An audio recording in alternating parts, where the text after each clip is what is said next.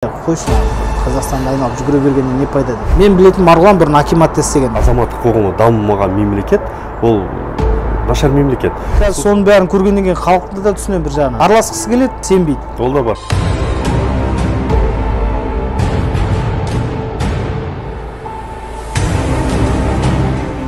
Ассалаумағалейкум, құрметті асылдарым, жақсыларым. Бүгін міне қазіргі подкаст сіздермен еркін әңгіме, жалпы екі кластас жай ғана сырласып отқан жоқ. Бұл жігіттердің негізгі көзқарастары, өмірдегі жасап жатқан жұмыстары, және де қазір біз сіздермен бірге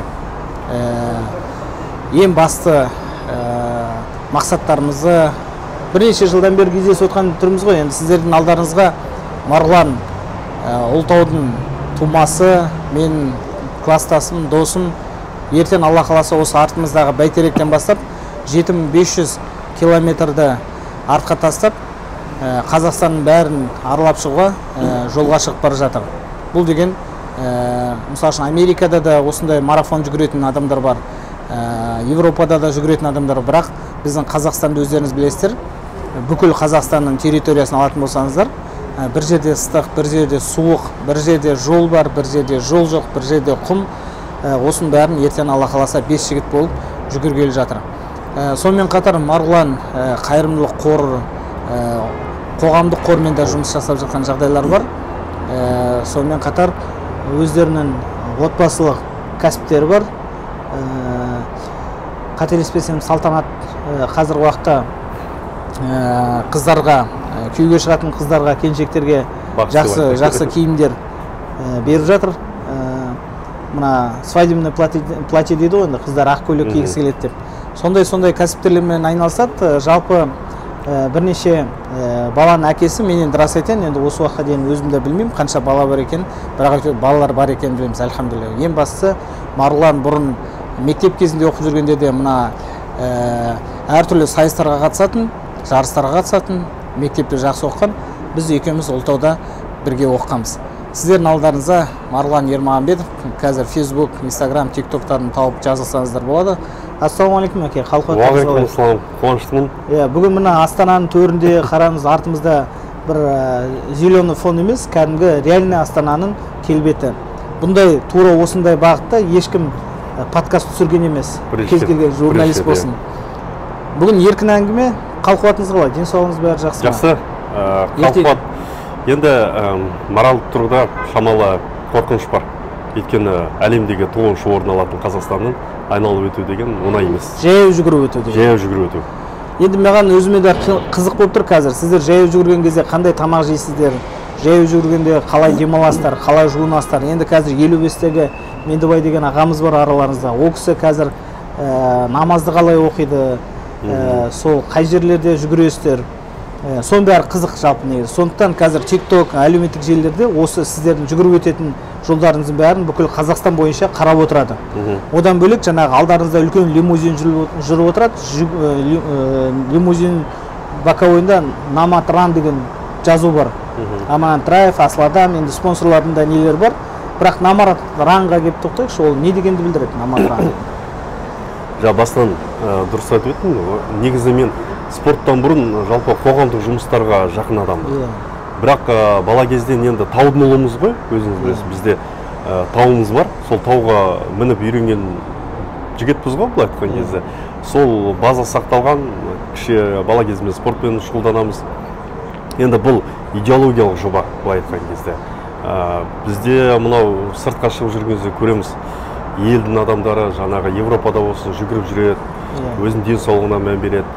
Жалпы ал бізде керісінше, как жаз басталады, бізде той басталады, ремонт басталады деген сияқты. Сол бір шамалы, бір соған ықпал ету ма деген сияқты ғой. Бізде мынау салауатты өмір салтынан жалпы шамалы кенже қалып жатқан жағдайымыз бар. Сосын мынау ішкі туризм мәселесі деген сияқты. Кенже қалып тұр, өйткені біз жаз шыға Турцияға ағыламыз, Дубайға ағыламыз деген сияқты. Бірақ өзімізде әдемі жерлер қалып қойып жатыр. 60%-дан асақ, өзің статистика бар екен. Қазақтарымыз осы өзінің облысынан шықпаған екен, көп жерге бармаған. Енді Жезқазғанда тұрып Ұлытауға бармаған адам бар. Өте бар. Астанада тұрып мына жердегі Бурабайға бармаған адам бар. Алматыда тұрып ана самая вышка деген бар ғой, 3200, оған бармаған. Алматы үлкен өзеніне бармаған, ар жағындағы Көлсайға бармаған адам бар. Көкшетауда тұрып Бурабайға бармаған. Астанада тұрып бәйтерекке шықпаған адамдар бар. Мүмкін о. Енді бізде табиғи мекендерді көп насихаттауымыз керек, шығу керек адам баласы. Енді жаңа номадқа келсек, номад деген ол көшпенді деген сөз ғой. Қазақ енді көшпенді халық қой. Қазір енді қала мәдениеті көшпенді деген қаңғыбас емес. Қаңғыбас емес, ол үлкен мәдениет айтқан кезде көшпендіге. Көшпенділері бүкіл мәдениет солардан қалыптасқан көшпенділер. Жүріп, олар дүниені зерттеген, и сол әлемге көп нәрсе арнаған бұл айтқан кезде. Кешегі алаштардың өздері 25 мың алаш арыстар атылған, соның 12 мыңы қазіргі уақытта ғылым білім иесі болған. Физика, ғылым. Кеше найзағайларды шығарып жатсақ, найзағайларды сол біздің алаштар шығарған. Мысалы үшін Амантраев кооператив шығарсақ, Смағұл Садуақасұлы ол сол қазақтың кооперативін ең бірінші ашқан азаматтар екен. Біз бір нәрсе ашсақ, сол жаңағы алаштарға барып тиеді. Ал енді қазір алаштардың ішінде жүгіру, спорт мәселесімен айналысқандар да бар шығар, оның ішінде кімдерді айта аласыз? Жүгіру деген қалай енді номад деп әдейі айтып тұрмыз ғой. Номад деген көшпенді ол. Ата-бабамыздың бәрі енді жылқы қуған, жаяу жүрген, сол бізде. Соғысқан, жаяу жүгіріп соғысқан, атпен жүріп соғысқан. Сол аға. Номад деген көшпенді ғой, ол тек қана атпен ғана жүрмеген ғой. Рам деген жүгіру деген сөз. Яғни көшпендінің рухын қайта жаңғырту. Номад ран деп қойған себептеріңіз менің өзім байқауымша, бұл тек қана Қазақстанда болса, онда көшпенділер жүгірісі деп қоятын едім, дұрыс па? Енді бұл идеяны қазір сіз бүкіл Қазақстанды өткеннен кейін Меккеге дейін де жүгіретін, немесе осы жерден тағы да басқа шетелдерде де жүгіретін ой болғандықтан жаңағы международный жаңағы қазіргі әлемдік тілге латын тіліне не істеп номад ран деп қойғанын содан да бар ғой да. Терең уже біліп тұрсыз ғой. Көнеке сол негізі мақсат. Болашақта өйткені біз мен болмасам да жалпы өзімде де ойым бар, жалпы Меккеге де жүгіру деген. Бізден кейін де жастар шығады. Бар шығады, ол міндетті түрде. Туды алып жүгіретіндер бар десем. Міндетті түрде болады. Енді бізде жаңағы жүгіріс мәселесіне келейікші. Қазір сіздер жүгіріп бара жатқан кезде қазір әлгі елді мекендердің қасынан өткенде табиғатын, экономикалық жағдайын, сосын жолдың әкімдердің біраз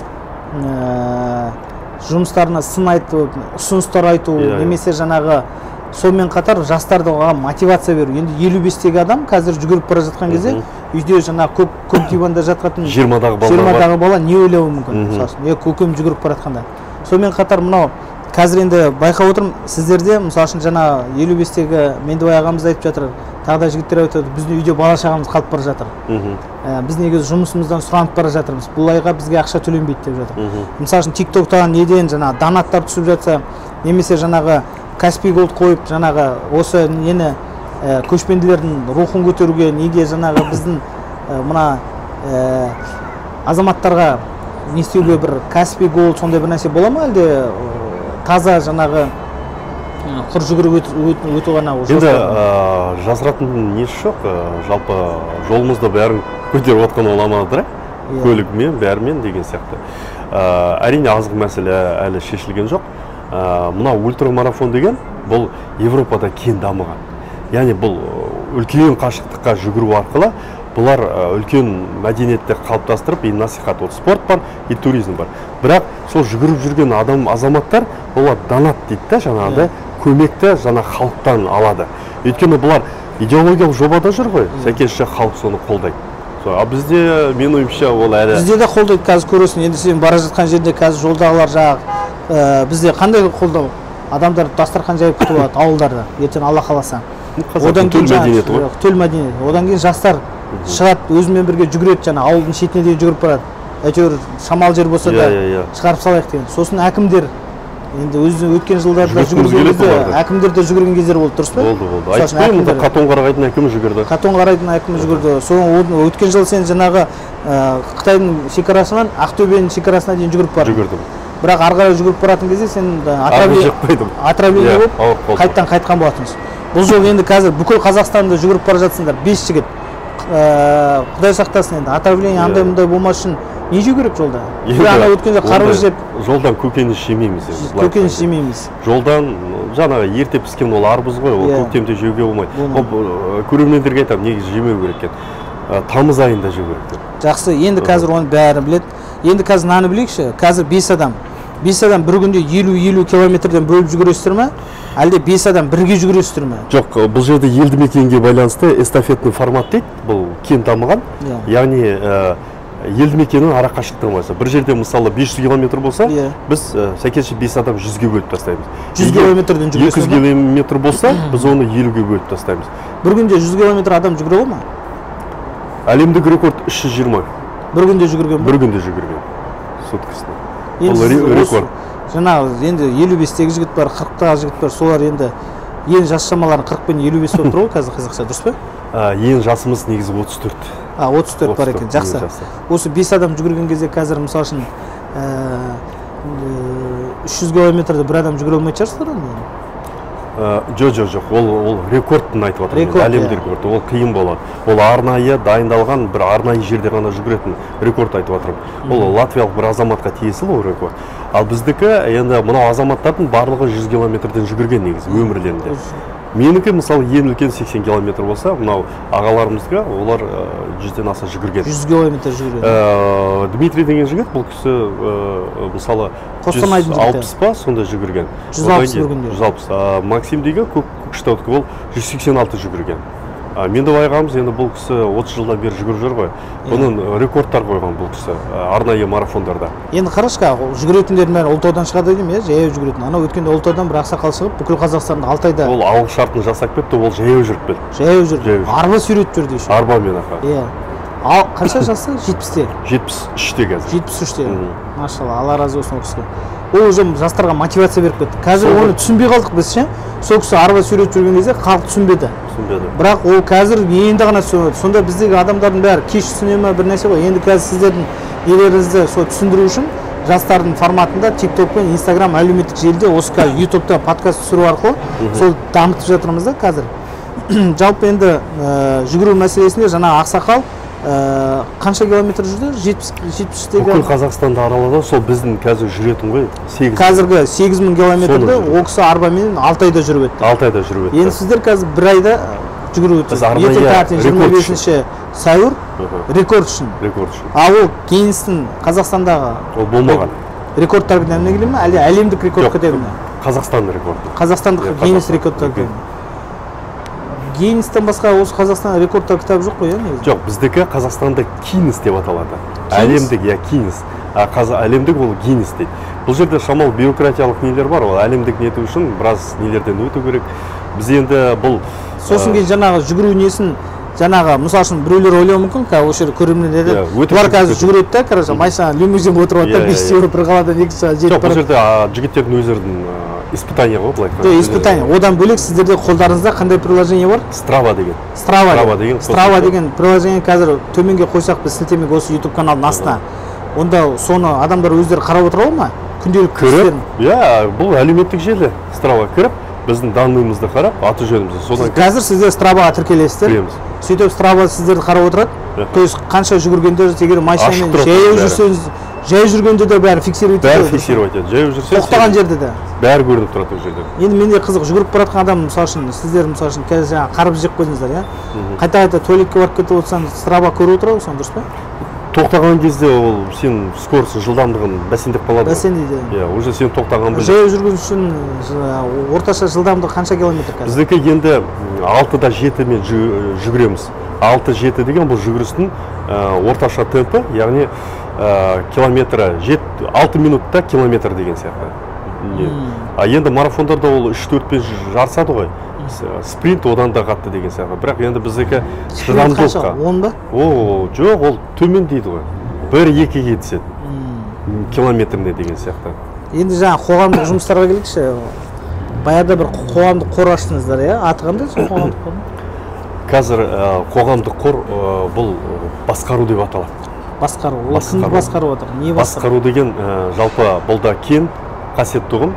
Бас адамның басты қаруы не болу керек қазіргі жағдайда? Бұл тиімді мемлекеттік басқару.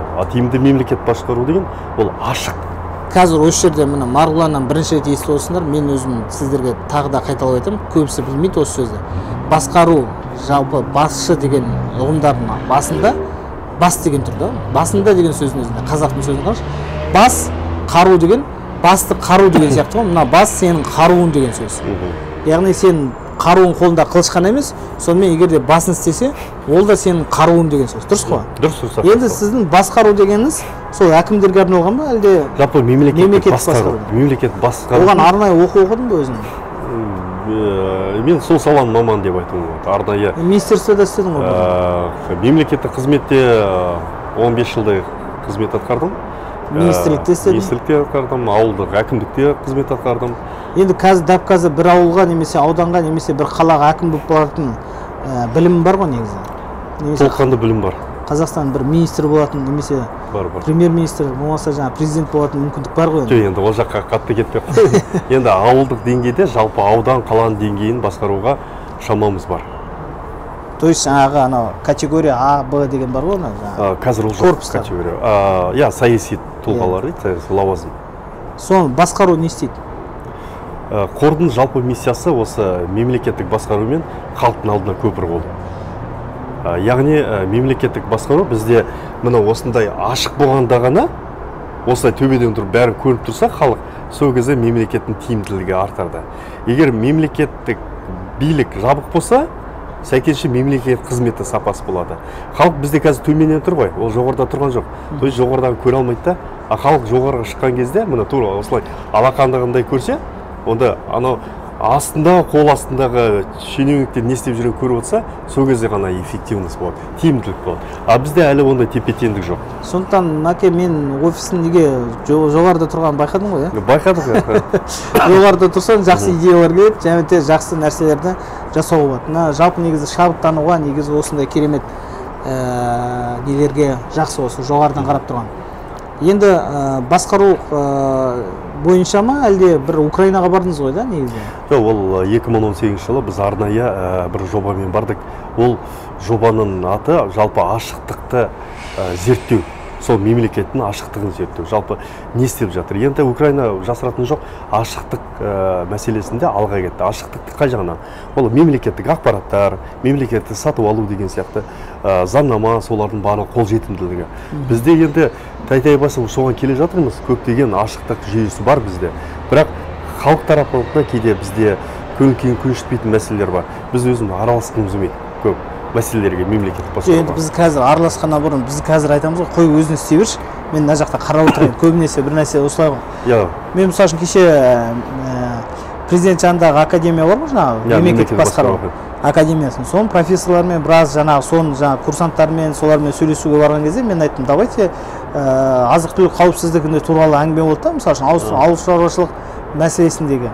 Мен айттым, қауіпсіздік керек болатын болса, мына кездегі Астана қаласының маңындағы өзендердің, көлдердің жандарындағы гектар жерлерді халыққа берейік. Мысалы, сізге 1 гектар берейік, біреу айтады 1 гектар аз ғой дейді. Жақсы, біреуін өзіне ал, біреуін әйелінің атына ал. Ол гектар қолжетімсіз ғой бірақ. Неге? 1 гектарды беруге болады ғой. Қазақстан мемлекеті заңына сәйкес. Бірақ ол біреудің қол астында ғой. Оны мен алып бере алатын жағдай болды осы кезде. Қазірдің өзінде, мысалы үшін біз Қояндан 3 гектар жер алдық. Картоп салдық жаңағы, жан-жағына талдар ектіп, жеміс ағаштарын, сөйтіп ақырын су тартып алдық өзіміз. Қолымызда мүмкіндік бар болды да, сондай жаңағыдай. Ал енді халықтың қолында мүмкіндік жоқ болса, мемлекеттен ақша бөлек те соған су тартып берейік. Сосын бір техника қойып. Субсидия. Ана жерден субсидия емес. Кәдімгі бір организация ашайық та, жаңағыдай коммунальный. Соған жаңағы бүкіл ақшаны беріп қояйық. Мысалы үшін Канаданы мақтап жатыр да, Канада $100 миллиард ақша бөліпті дейді жаңағы ше. Бүкіл Канаданың бәрін жаңағы ауыл шаруашылығын несін субсидировать етуге. А бізде субсидияны кімдерге береді? Жаңағы көкелерге береді. Мен айтамын, ешқандай субсидия жоқ. 1 гектар жерді алып берші. Жыртып бер, суын тартып бер, болды. Халық өзі, қаланың ішіне автобус қойып қояйық, Астанадан шығады, ана жаққа барады. Мысалы үшін сізде 2 гектар жер бар, әйелінің атына 1 гектар, өзінің атына 1 гектар. Соны жыл сайын жаңағы егетін мүмкіндік болса, егесің ғой, дұрыс па? Сонымен жаңағы сауалнама қойғам, егесің бе, әлде өзбектігі жаңағы жалға бересің бе, әлде жаңағы не істейсің деп. Сонда көбісі жаңағы 3-шіні, 4-шіні таңдапты да, мен үйде жатамын, маған ақша келіп тұр дегенде. Әдейі қойғам сауалнама. Бірақ енді көбісі айтады, маған берсем мен істеймін дейді. Сонда мен сондайлар көбейіп келе жатқан сол бағыттарды дамыту керек деп айтқан болатын. Сонда жаңағы сіз айтқандай халық араласқысы келмейді. Халықтың көбісі қазір жаңағы әлеуметтік желіде белсенділік тартумен, жаңа сонда жазып қоюмен мен айттым, мен істетіп жатырмын деген сияқты нәрсемен қалып жатыр. Мемлекеттік басқаруда, мысалы үшін, мемлекеттік азаматтар жаңағы төмен тұр дейсіз ғой, жаңағы халық. Сол халықтың белсенділігі төмен болып жатқан шығар. Халықтың бәрі белсенділігі көшеге шығу ғана болып жатырған сияқты ғой енді. Белсенділік қандай критерияға байланысты ғой? Бізде саяси белсенділікті біз тек қана әлеуметтік желіде пікір жазумен, митингте ғана өлшейміз, ол олай емес. Саяси белсенділік жалпы халықтың мемлекеттік басқару белсенділігі ол нақты құқықтық деңгейде. Жалпы заңнамаға қатысу, ұсыныс айту деген сияқты. Заңнамада олқылық болса, соны жеткізу деген сияқты. Соны айтса, ұсынысты біздің халықты тыңдайтын құлақ болмай тұр ғой. Кеше әділетті Қазақстан деп сайлау өткіздік. Мен өзім жас баласа жүгірдім, мысалы үшін. Тағы да осы жаңағы жүгірдің өзінде ұлтауға барып жүгірдіңдер. Далада қалдық, сол жүгіріп. Алданып қалдық, иә. Енді қазір соның бәрін көргеннен кейін халықты да түсінемін бір жағынан. Араласқысы келеді, бірақ уже сенбейді. Ол да бар. Сосын кейін сенбегеннен кейін сындырғысы келеді бір нәрсені. Аналар да соны қалап тұрған сияқты. Қазір бензин қымбаттады, продукты қымбаттады. Мысалы үшін бүгін жаңа үйге не алдым, тамақ алдым, бір 50 мың теңгеге 4 пакет әкеліп тастадым, мысалы үшін. 50 мың теңге деген керемет ақша ғой, мысалы үшін. Кеше бір жерде қарасам, мысалы үшін 70 мың теңге. Осы аралап жүрген кезде ауылдардың айлықтарын да сұрайсыз ғой, мысалы үшін. Акиматта істейтін жігіттер сұрайшы қазір. Қарапайым қызметте жүрген. Мен мысалы үшін акиматта істейтін әр адамның ақшасын 70 мың теңге емес, 7 мың доллар қоятын едім, мысалы үшін. Сонда олар өліп баратса зерт қалмайды. Сонда олар өзінің жұмысына ұқыпты болады. Бар. Ал ол 70 мың теңге айлық алады, ана жерден бір нәрсе не істегісі, еще комиссия күнде келеді, өзің білесің, акиматта істейді. Мемлекет сатып алып жасайды. Сосын ана тендер алғандарға жаңа жалақта отырады, олар бір нәрсе тастайды. Соның бәрі уже неге алып келеді, коррупцияға алып келеді, сама система соған алып келеді. Ал енді әңгімені мынандай мәселеден бастайық. Украинадан келдіңдер, бағыттарын көрдіңдер. Қазіргі уақытта сол жаңағы басқа қандай мемлекетке бардың? Жоба бойынша біз енді ондай көп бардым айтамын, енді Германия, Польша деген сияқты мемлекеттер ғой, бірақ енді оны барып келдің. Барып келдік сол жоба бойынша. Ол енді Украинаға да бардыңдар солмен қатар. Иә, батыс елдер бұлар. Енді батыс елдерді бұлар мемлекет ретінде қазір кәсіби мемлекетіне қалыптасуы сонау орта ғасырдан ғой, былай айтқан кезде.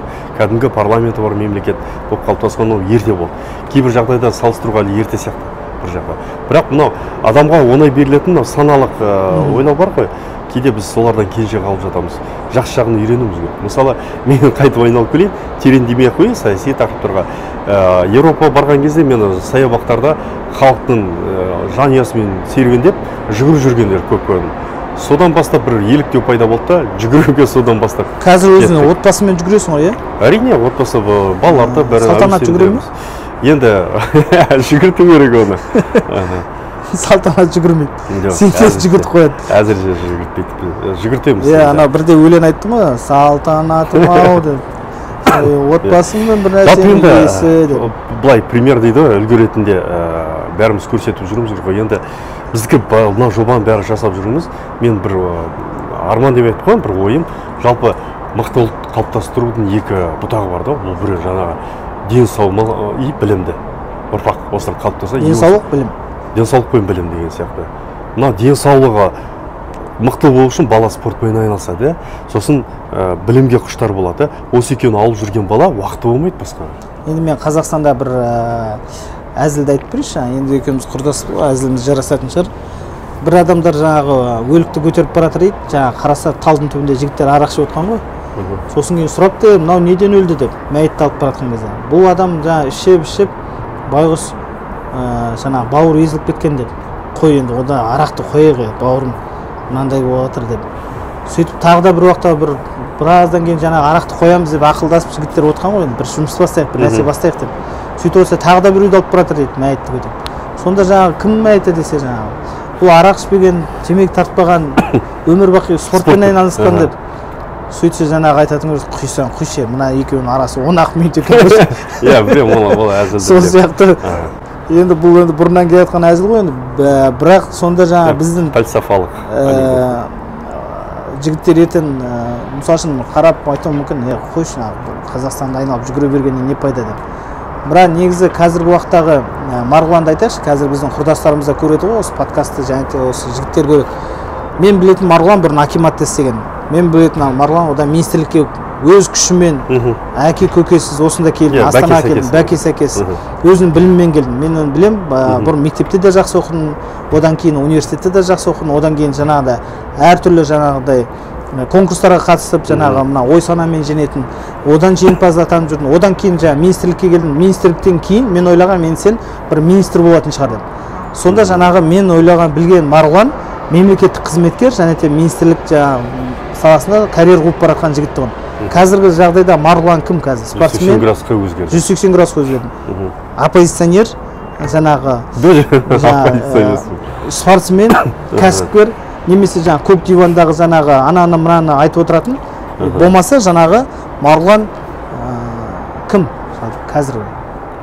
Бірінші кезекте жалпы елдің қарапайым азаматымын. Бірақ мемлекеттік қызметтен кетуім себебі жалпы азаматтық қоғамға келуіміз керек болды. Енді ол айта берсе көп, жалпы азаматтық қоғам деген ол мемлекеттің дамуының көрсеткіші. Азаматтық қоғамы жоқ, азаматтық қоғамы дамымаған мемлекет ол нашар мемлекет. Сол себептен біз өз үлесімді қосу үшін азаматтық қоғамға келдім.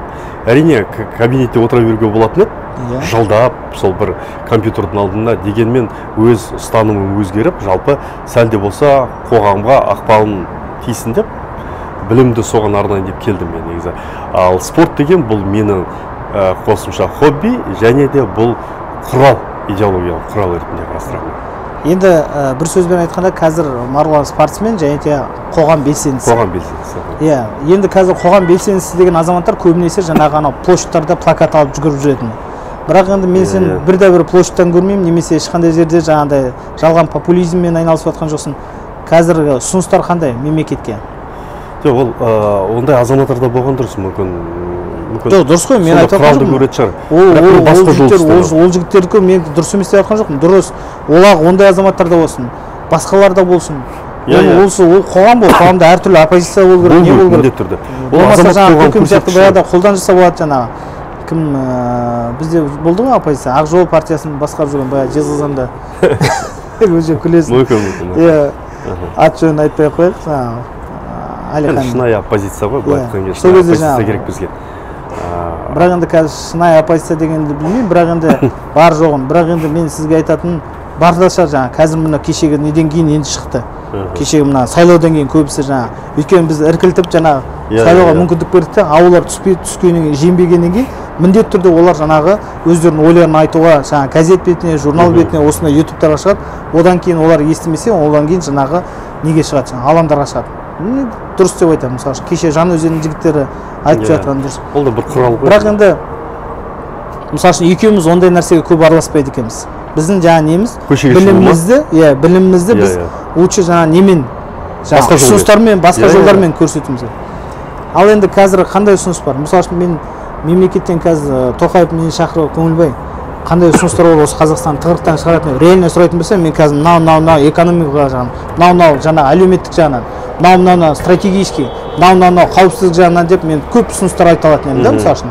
И оның бәрі, тем более ол қиялдағы халқа емес, мысалы үшін, баспана, автокөлік, басқа да жағдайлардың бәрі мен бар жобамды мен алдына қоя салатын, міне былай істейік деп. Орта Азияны деп айттым, мысалы үшін, Орта Азия, Центразия.шоп, міне қазір мына металлем, искусственный интеллект, жасанды бәрін қолдан отырып, міне осындай нәрсе дамытайық деп айта алатын. Бірақ енді бізді ертең шақырып отыр, бірақ осы 26 күні, 27 күні форум болады. Бірақ онда мен мысалы үшін соған сөйлесем бола ма президенттің алдында деп айтып едім, біз сияқтыларды сөйлетпейді деп айтты. То есть мені шақырып жатқан адамдар айтады, біз сияқтылар деп. Яғни біз сияқтылар сөйлемейді, сөйлейтін сияқтылар сондай сөйлейді екен. Получается, мен өзім түсінгенім, біз сияқтылар әлі қоғамға кері жоқ сияқты. Сен қалай ойлайсың? Біз деген критерия, яғни ойын бар жобасы бар, еркін айта алатын азаматтар ғой. Бұл жерде енді жеткізу форматында шығар, мүмкін біз өзімізді жеткізе алмай жатқан шығармыз кейде.